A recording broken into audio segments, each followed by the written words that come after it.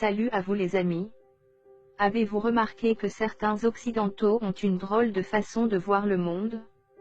En effet, quand ils font leur guerre, c'est toujours pour le bien du monde. Quand ils ont une opinion, elle est internationale.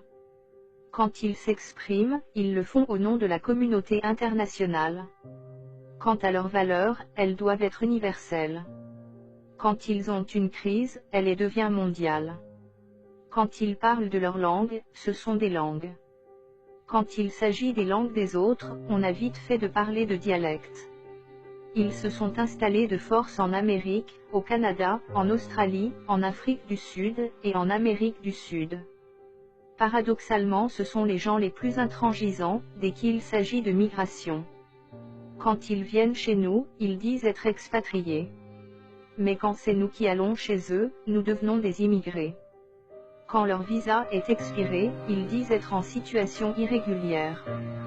Dès que la même chose nous arrive, nous devenons des sans-papiers. Quand ils résistent à un oppresseur, ce sont des résistants.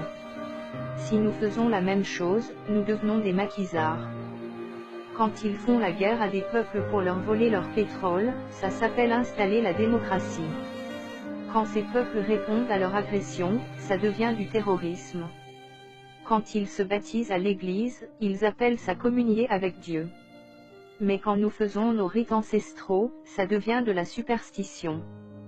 Quand certaines de nos femmes portent le voile par conviction religieuse, ce sont des femmes soumises et opprimées. Mais le même phénomène chez eux s'appelle une bonne sœur. Quand ils promettent des biens et services pour gagner des marchés, ça s'appelle du lobbying. La même chose chez nous, devient de la corruption. Et le plus drôle, ils font des milliards chaque année, grâce au pillage qu'ils ont savamment organisé depuis des siècles.